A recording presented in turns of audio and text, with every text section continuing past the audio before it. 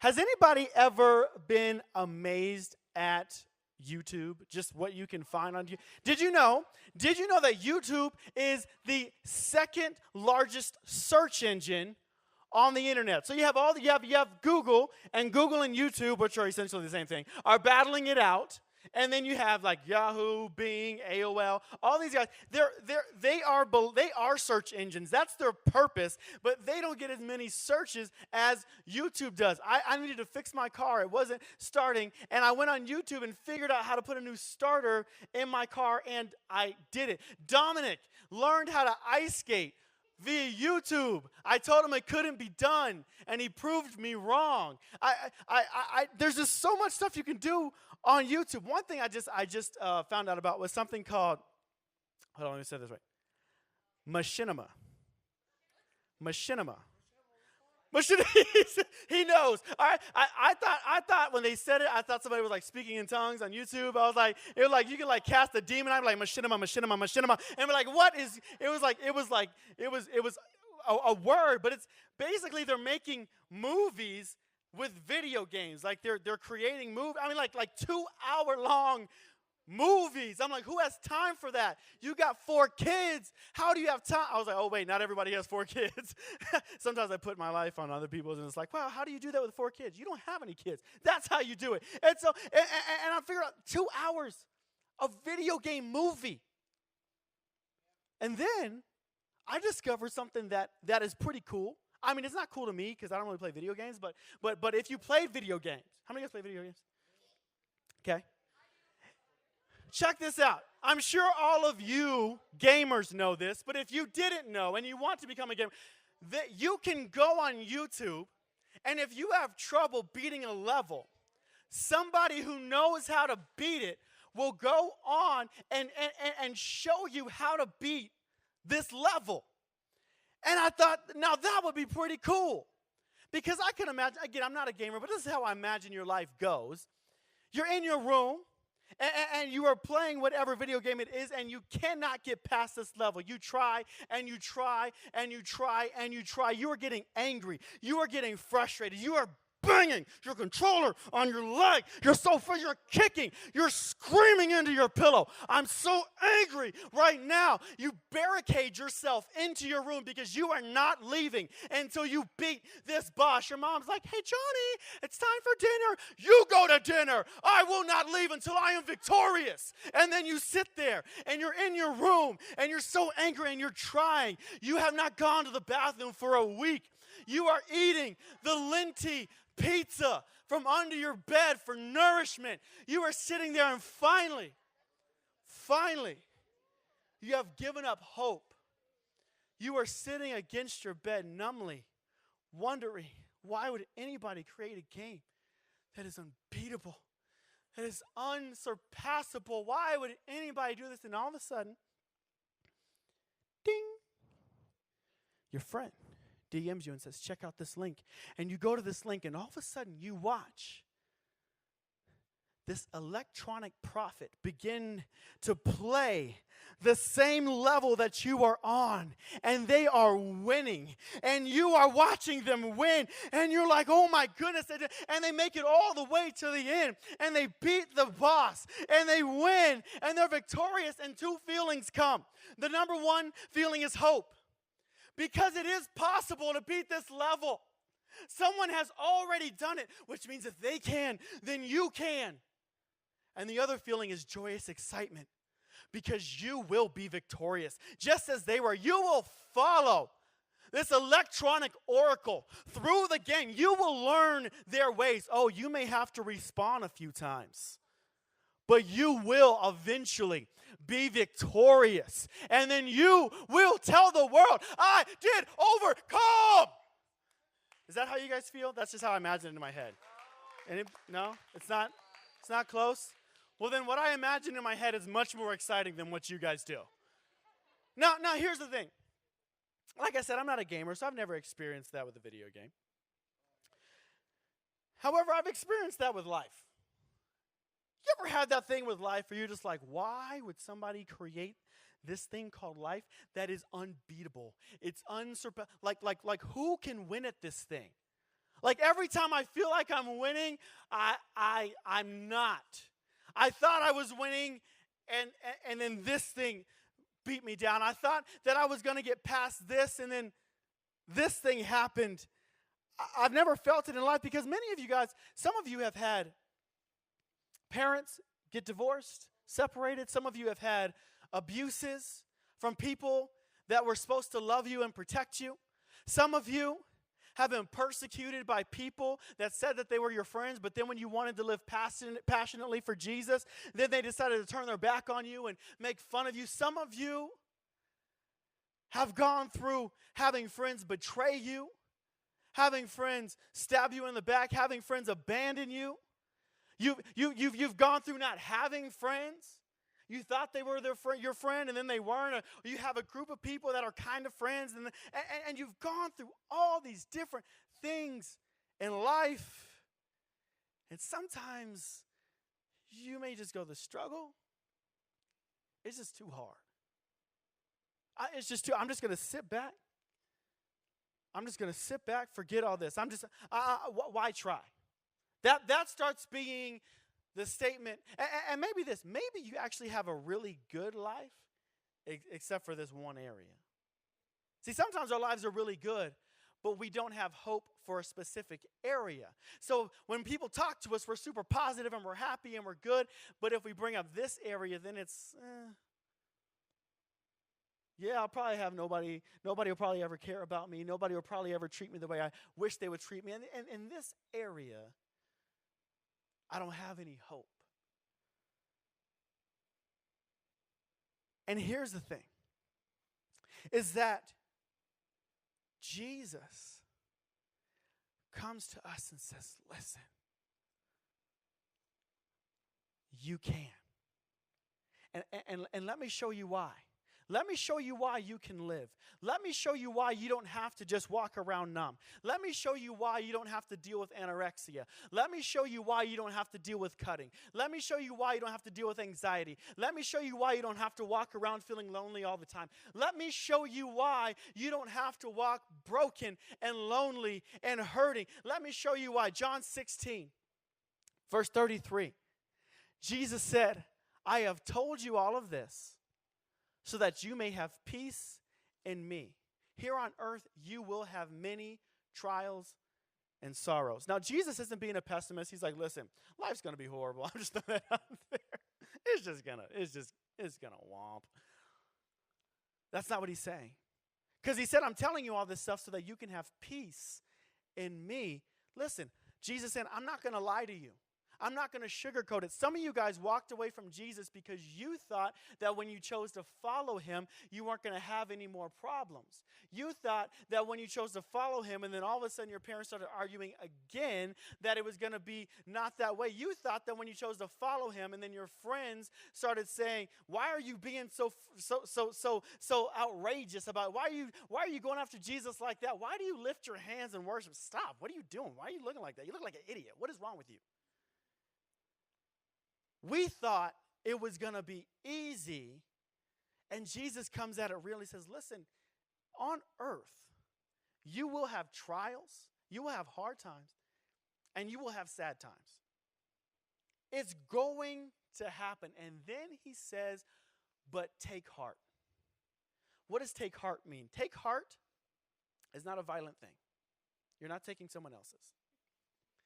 Take heart actually means to be courageous. Some of us have stopped living courageously. We've stopped choosing to stand out from our friends because what if I lose my friends? What if they talk bad about me? What if my parents don't understand me? What if my parents stop? What if my parents don't give me the car they said they were going to give me if I get too religious? What if my friends were what if? So I'm just going to step back. I'm going to be that shy kid. I'm not going to be as into Jesus as I was. I'm not going to actually try to better myself. I'm just going to be what everybody has told me that I am, which is nothing. Oh. And I'll prove to you that I'm nothing by blocking you. Every time you try to come up and say you're worth something on the inside, I'm going, no. Every time you come up and say, hey, we care about you. No, you don't. You may not do it on the inside, on the outside, but on the inside. Every time we say, hey, you're going to do great things. Nah.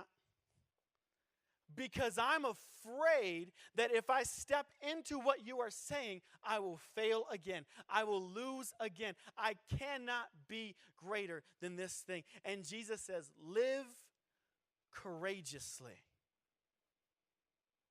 Take courage. Step out of your box. Step out from your friends who are going to live mediocre, average, just kind of existing. Step out of that because I made you for more than that. And here's what he says. Verse 33. Oh, can we put that one back up there? Verse 33, he says, because I have overcome the world. You can live courageously because I've overcome. Here's what he's saying. I'm the YouTube oracle that has already beat the level. I've already won. I know exactly how to do it. The question is, will you follow my lead? Or are you going to keep trying to win the way you've been winning and losing? Will you keep living life the way you've been living life and losing every time? Or will you follow the directions that I've put in front of you? Will you learn the way I do it, the strategy I use, and win at life, and you can win too? But our pride comes up. Now I want to do it my way. I don't want to do what God says. I don't like what he says. You don't have to, but you'll lose. And God says, follow me, and you will have life. He says the devil came to steal, kill, and destroy your life, but I came to give you an abundant life, a more than life, a life that is full, but you can keep living it like a fool if you want to, but guess what? I've got something more for you. I've got something more for you. In Luke 4:18, which is where we get the name of 4:18, is Luke 4:18. Here's what it says. It says, the Spirit of the Lord. This is Jesus talking. Jesus did something kind of like what I'm doing right now. He walked up. There was all these people waiting for Jesus to read, and they gave him this scroll from the book of Isaiah, and he opened it up, and he purposely went to this part of the prophecy that was about him. And here's what he said. The Spirit of the Lord is on me because he has anointed or empowered me to preach the gospel to the poor. He has sent me to heal the brokenhearted, to proclaim liberty to the captives and recovery of sight to the blind, to set at liberty those who are oppressed. And I want to focus real quick on this last one. Set at liberty those who are oppressed. Liberty, freedom. Jesus came. Jesus won. He overcame the world. He beat the level. He beat every problem you will ever face. Hear me. He beat every problem you will ever face, so that you can be an overcomer in the same way he's an overcomer, but you just have to watch the YouTube channel. You just got to be on that video. You just got to, oh, wait. He did something there, and I messed up right here. Let me go back and see what he does on the, okay, that's what he does. That's what I need to go back and do. Wait a minute. I got past that part, but now this is a harder part. What did he do this time? And you keep going back and checking the channel. You keep going back. What did Jesus do? He did it. But here's the thing. He came to set at liberty those who are oppressed. When Jesus died on the cross, he paid for your freedom from everything that is oppressing you. Have you ever felt just weighed down by life? Like life is just pushing you down. It's just beating you down. And you're just heavy and you laugh at school, but you cry at home. You put on a hard face at school, but when you're by yourself, that's when the real you comes out, and it's just on you. And he says, I came to set you free from that. I came to free you from that. So you come to 4:18, you get prayed for, and God makes you free right there in that moment. And then you go home and you step back into that prison. And I can't blame you, because sometimes home can be the hardest place to be free. For some of you, school is the hardest place to be free. But you're free nonetheless. It's like standing in a cage with the door wide open, and God is saying, I already opened the door.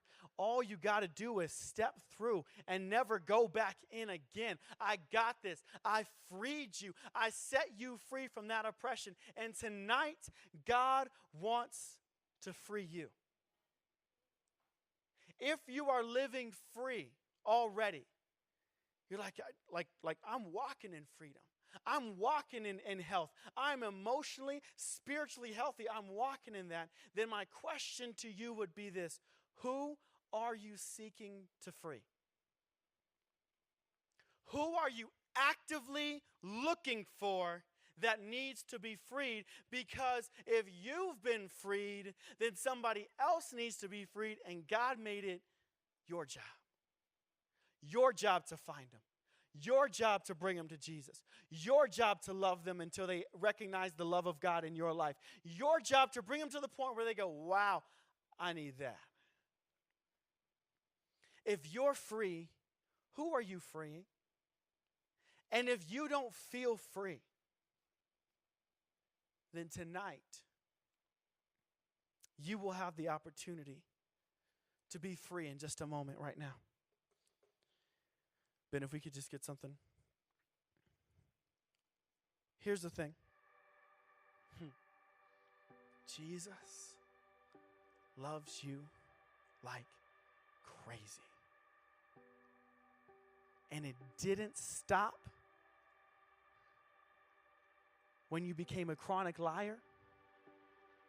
It didn't stop when you started sleeping around.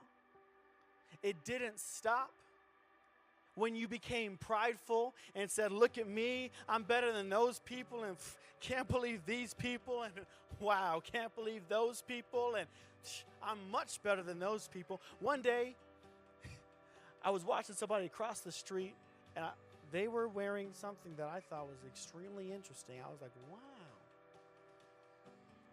And I can't even remember. I just remember this moment, and I looked, and I was like, okay. Wow. And God said to me in that moment, the Holy Spirit spoke to me and said, why do you think you're better than them? Why do you think you're better than them? Do I love them? Did I die for them? Then what gives you the right to judge them because of what they're wearing? And I was like, nothing. Sorry. What gives us the right to judge someone? Now, I'm not talking about not calling out sin. Sin is sin, and we will call it what it is. But to look at somebody and think, I'm better than you, because you're not. All you are is just one level up, maybe.